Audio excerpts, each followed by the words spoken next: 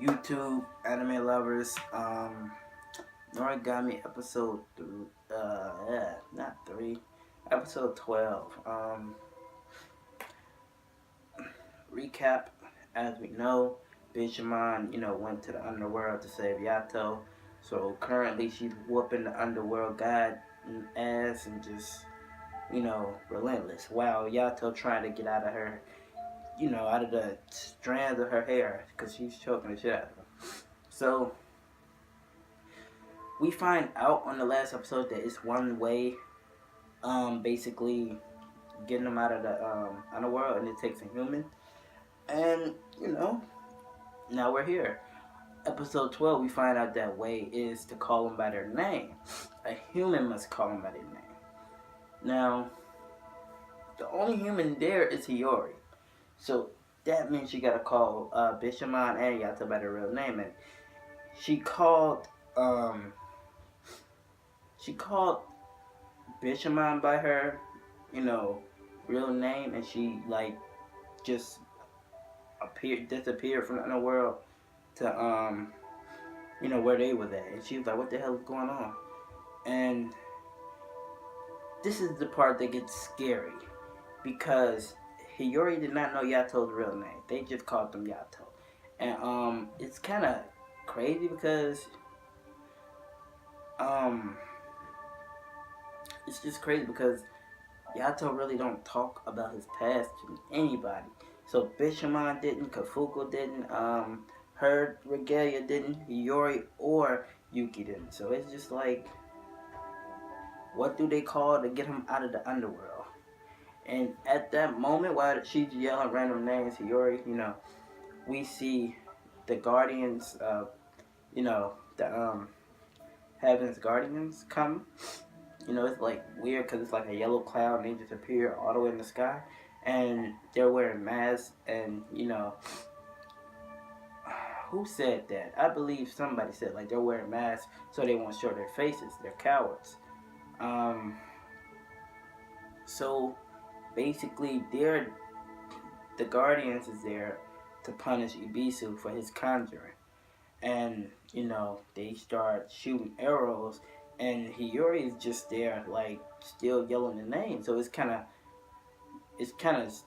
weird because Bishamon is like got the whip and is breaking all the arrows that's protecting them, and Hiyori almost got hit with an arrow until Yuki saved her. So miraculously, she called Yoboku, and that was Yato's real name. How she know? I don't know. Nobody knows, but he appeared and he's just like astounded. But I noticed he left Nora there, so I'm just kind of wondering like what the fuck is gonna go on. I'm like, Nora, he just left Nora there, so why? So now he's out, and he's happy to see her and Yuki. Now he's just in the middle of this war zone, this fight kind of, and he's looking like, what the hell is going on?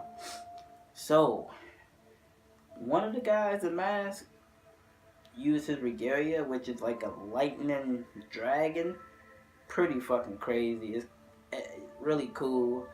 But Bishamon and Kazuma handle him like, with the whip wise, Kazuma, the way he's not an like weapon, and he's an exemplar, which enhance and help the accuracy and aim of the weapons. So he basically kicked that damn lightning dragon's ass, which was scary. Then something even scarier happened. They made a pacification ring, which is crazy. Who was it? I want to say it was one of the 7 gods of fortune that was like, I can't believe this is happening. A pacification ring? Are they really serious? Obviously they were, because it was this big ass red blast that just boom. And luckily it missed everybody for them running the forest. And then the second one happened. I'm thinking somebody gotta do something. Hiyori is there. She's still, a human girl. I'm like, everybody else is like live long lives. I'm like, Hiyori, what about her? So they sent, they dropped the red it was kind of cool because it looked like a teardrop the way they dropped it, and it just dropped. And Yato was so ready to save Ibisu's life. He called Yuki and cut through the blast and the pacification ring. And everybody was amazed by that. Even Bisu was like, his blessed vessel is just as reckless as he is, and it's just like amazing. So, with that said, when he burst, like when he cut through the blast, it kind of sent everybody flying away.